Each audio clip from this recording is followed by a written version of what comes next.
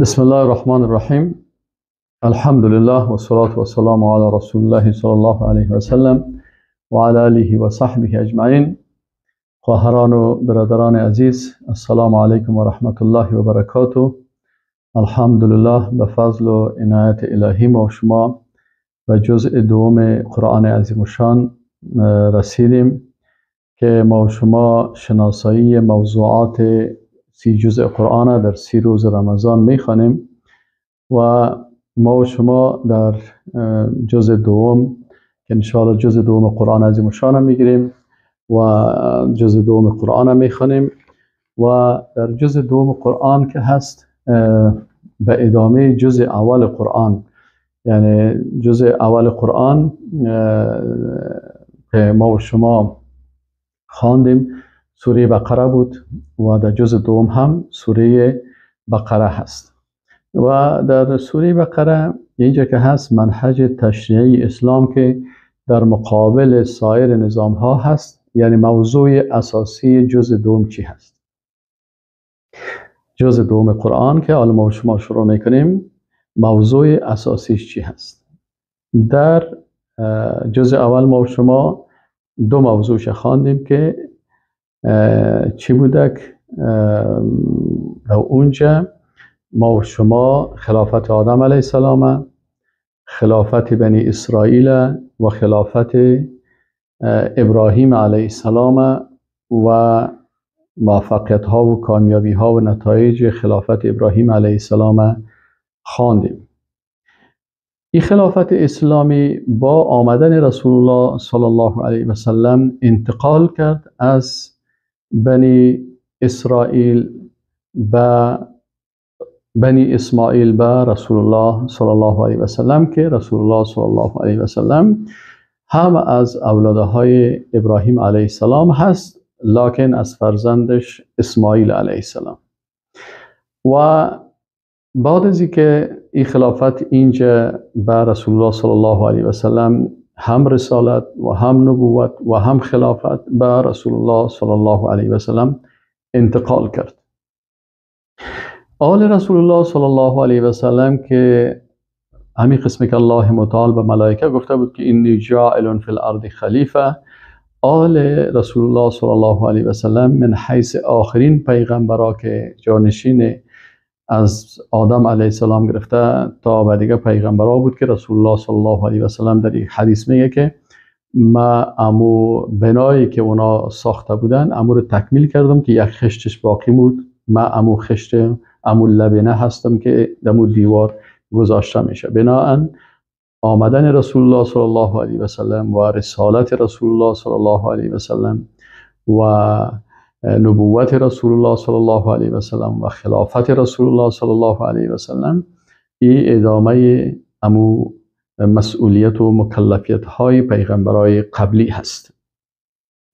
در جزء دوم برای ما منهج تشریعی نظام اسلام و خلافت اسلامی را بیان میکنه، یعنی موضوع اساسی جزء دوم امو منهج و روش است که در منهج تشریعی است که در مقابل دیگر نظام هایی که وجود داره، این منهج الله متعال من حیث یک نظام کامل و شامل که شامل تمامی عرصه های زندگی هست، این بر بشریت این معرفی میکنه در جزء دوم قرآن. این نظام تشریعی که باید در نظام خلافت اسلامی انسان ها من حیث خلیفه در زمین هستند، اینا باید این تطبیق بکنن. در منهج تشریع اسلام انسان مؤمن مکلفیت داره که وقت کلمه میخونه که لا اله الا الله محمد رسول الله، با لا اله اول تمامی معبودان باطل نفی میکنه و الا الله میگه و با الا الله اثبات معبود حقیقی که الله سبحانه و تعالی هست که معبود به حق است و مستحق عبادت است، را اثبات میکنه. همچنان با لا اله تمامی قانونگذارا و طواغیت اینا را کلشان نفی میکنه که هیچ کسی صلاحیت قانون نداره، صلاحیت تشریع نداره، صلاحیت فتوا نداره و صلاحیت نداره که حلال حرام جایز حق و باطل تعیین بکنه برای بشریت بغیر از خالق یکتایی که او این صلاحیت داره که ذات حاکم حکیم با حکمت است. و کسایی که قانون ضد شریعت الله می سازن اینا طاغوت گفته میشن، خواه این طاغوت به شکل قانونگذارا باشه مثل پادشاه و رئیس جمهور و پارلمان و کانگرس و قوای مقننه و یا وزارت عدلیه و یا لوی جرگه و اینا باشه، و یا همین طاغوت به شکل احبار و رهبان علمای درباری که ضد شریعت الله فتوا میتن ای باشه. اینا رو باید کلش نفی شود. چی طاغوت قانونگذار باشه، چی طاغوتی که برای این طاغوت های مطاع، اونا مطاع گفته میشوند. به طاغوت مطاع طاغوتی است که اطاعت میشه. چی او طاغوت مطاع باشه، باید به او که مطاع یعنی کسی که قانون میسازه ضد شریعت الله که به هر لباس باشه، او طاغوت هم باید نفی بکنه. و طاغوت مطبوع که به تی نوشته میشه، علامه ابن قیم این تشریح کرده که کل ما تجاوز به العبد حده، هر بنده ای که از حد خود تجاوز میکنه، من مطاع او مطبوع او من معبود او مطاع او مطبوع. چی طاغوتی باشه که مثلا قانون ساز است، ضد شریعت الله قانون میسازه، و یا این طاغوت فتوا برای این قانون سازا میته برای از این طاغوتای کلان در لباس علمای دینی احبار و رهبان و درباری ها، و یا هم این طاغوت چی باشه که خود ادعای غیب میکنه و خود معبود قرار میده و مردم به عبادت خود دعوت میکنه، و یا از اگر در مقابلش عبادت شود از این راضی میباشه. این تواقیت انسان با این کلمه چی میکنه؟ نفی میکنه.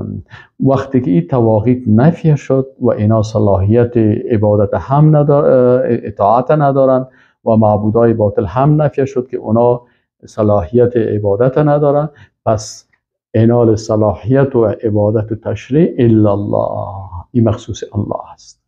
فقط برای الله هست، بغیر از الله که او خالقی هست که صلاحیت داره که تشریع احکام بکنه و صلاحیت داره که این خالق با عظمت برای بنده هایش چی بکنه؟ برای بنده هایش به این شکل نظام بنده هایش را عبادت بکنن.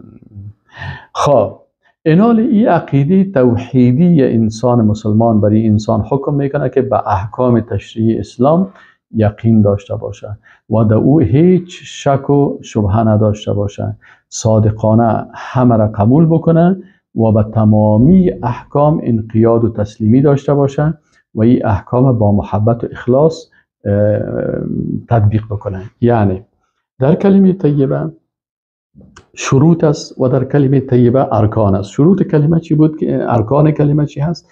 که کفر به طواغیت و نفی معبودان باطل و اثبات عبادت و اطاعت به خالق یکتا، این دو رکن هست. و رکن سوم محمد رسول الله هست که به رسالت رسول الله صلی الله علیه و سلم ایمان داشته باشی. و شروط کلمه که 7 شرط است که به الله سبحانه و تعالی یقین داشته باشی و همین قسم محبت داشته باشی و اطاعت داشته باشی. اینا کل از ما و شما در شروط کلمه طیبه ایره ما و شما خواندیم.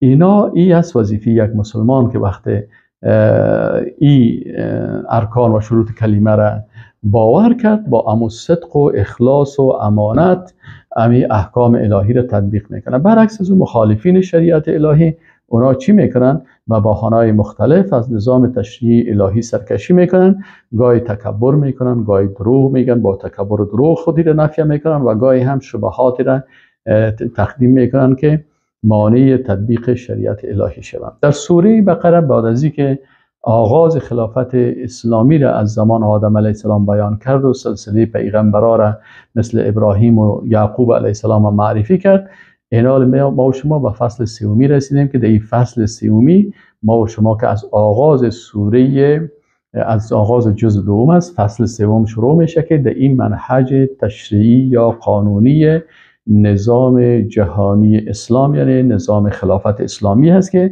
در این دو بحث اساسی هست که بحث اولش منهج تشریعی خلافت اسلامی را یا نظام سیاسی اسلام معرفی میکنه و بخش دومش معرفی میکنه که امارت طالوت علیه السلام و خلافت داوود علیه السلام من حیث دو نمونه بارز برای خلافت اسلامی و برای امارت یا امیر بودن جهاد که طالوت علیه السلام امیر جهاد بود. در مقدمه الله متعال در سوره در آغاز جزء دوم در نخستین آیت جزء دوم اهل توحید موقفشان در پذیرش تشریع الهی، مقایسه بین موحدین و مشرکین و موقف از اینا را بیان میکنه. مثلا بیان میکنه که صفت دشمنان حق چی هست؟ شبه افغانی هست، جهالت است و انتقاد است به تشریع الهی. یعنی دشمنای الهی همیشه شبه ایجاد میکنن، جهالت میکنن و انتقاد میکنن به تشریع الهی.